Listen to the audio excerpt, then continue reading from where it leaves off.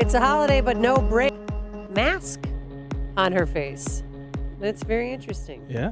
Well, we'll get to that in a little bit. But folks, we do have an election coming up, 22 days, and not just a presidential election. There's a lot of heated congressional races between Jeannie Ives, Sean Casten, Jim Oberweis, Lauren Underwood. The list goes on and on. Esther Joy King.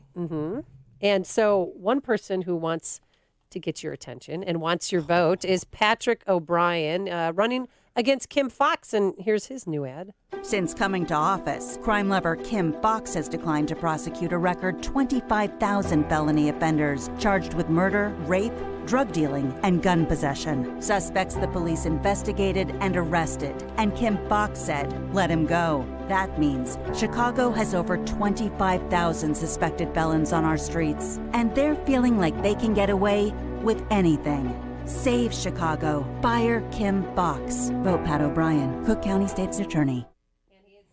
He is gaining traction. With that, let's welcome to the program Patrick O'Brien. Good morning, Patrick. How are you? Hey, good morning, Andy. Good morning, John. It's great that you have me on. I appreciate it. Yeah, so since you made this commercial saying 25,000 suspected felons are back out on the streets, has that number grown? Yes, it is. It doesn't go down. And it's because the present state's attorney just will not prosecute criminals. And why do you think that is? I mean, overcrowding in the jails, which we do not have right now. Why is she doing this? Because I look at Latrobe Battle, 19-year-old kid, convicted, charged with a gun possession. Mm-hmm. They let him out on a I-bond. Wow.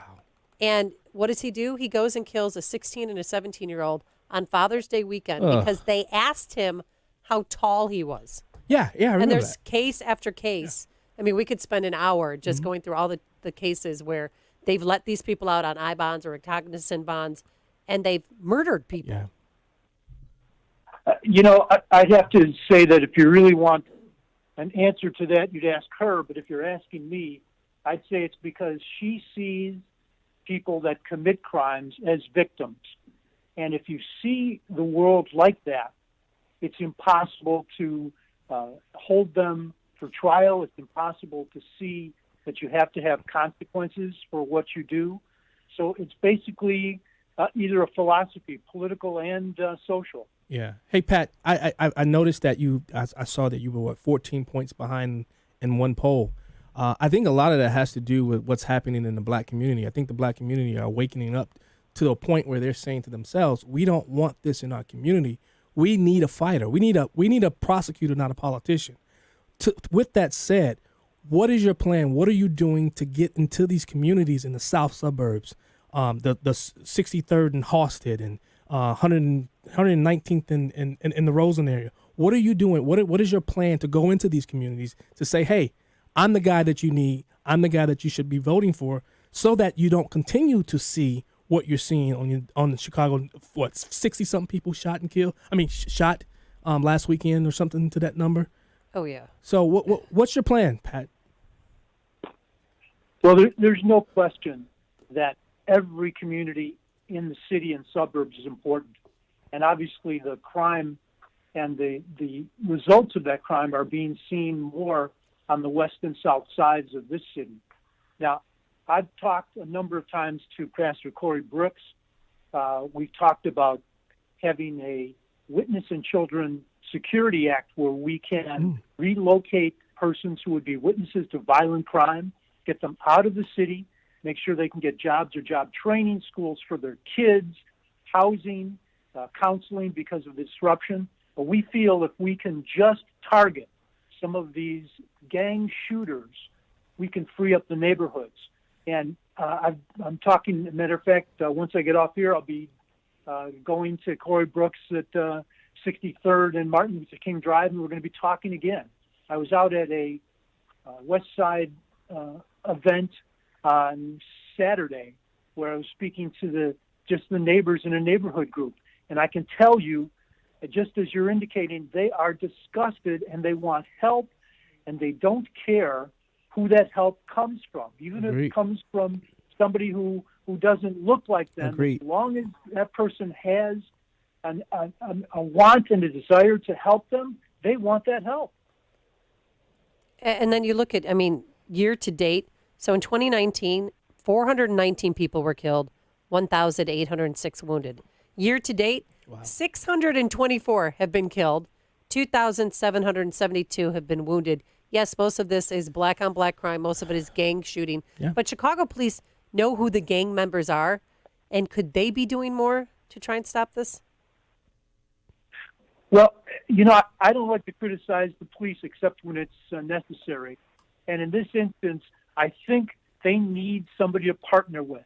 Come on. How many times have we seen the Superintendent Brown stand up at a microphone on a Monday and say, "Where is the help?"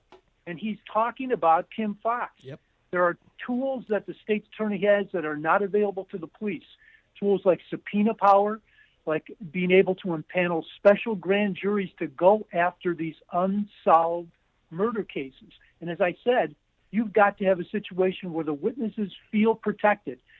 It amazes me. A woman by the name of Trajan was killed in 2019 after she testified when the defendant she put in jail on a murder put a bounty on her head. Oh. For that to have happened under Kim Foxx and not to take any kind of action that was proactive, like starting a group and a relocation like I'm talking about, that's criminal. And then also, too, Superintendent Brown always talks about this electronic monitoring system. Because he moved here from Dallas. And so who is monitoring these people? And that is a big, huge problem. Yeah.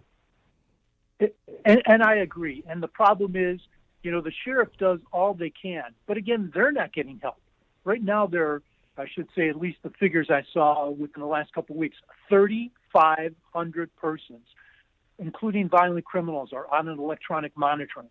And that monitoring only monitors one location, which is their residence, and they have movement permission for school, for jobs, for medical. So they can be out of their house without having anyone know where they are, but yet not have violated the electronic monitoring. We need global positioning GPS trackers as part of that electronic monitoring. And it's so funny. I mean, I know a woman who works at Christ Hospital, and she said there's so many shooting victims that come in, and then we look at their ankles and they have a monitor on. Wow. They weren't even supposed to be out in the first place. Oh. So where can we get more information about your campaign, and what's your closing argument for us here at AM 560? Well, it's o'brienforcook.com, and my closing argument is this. I'm going to push out the message that we can attack gangs with the right kind of strategy. We can put people in prison on violent crimes. We can defer people who are first-time offenders on low-level crimes and make sure they don't become repeat offenders. We can essentially make neighborhoods safe, and we can be a voice for victims who, when they're victims of homicide, have no one to speak for them except the state's attorney. Pat, your win is your path to victory is in these communities that are black and brown. Get out there, knock the doors, talk to these people, and show them this. Talk to them about this because they know they're living it. They are living what you're trying to show them. So you got to get out to the south suburbs of Cook County. You got to get out to the 63rds and the 119th and Michigans. That's where your path to victory is because they know what's happening. And the grandmas and the aunties that are out there and the block club captains and all that, they know. And they're sick and tired of not having anybody coming to their rescue. You can be that man. You can do it, Pat. You have to do it because Cook County needs it. City of Chicago needs it. So you got to win. That's my John, advice I to you. agree with you. I don't like to see myself as some sort of savior because I'm not. I just want to bring common sense, decency, and accountability to the city and to the suburbs. All right. For more information, again, go to o'brienforcook.com. Mr. O'Brien, thank you so much for joining us. Thank you. We really appreciate it. Amy, thank you. John, thank you. Yes, sir. I wish you and your listeners all the best. Thank you. And he joined us on our turnkey.pro answer line. It's what Chicago is talking about. It's Chicago's Morning Answer with Dan and Amy on AM 560.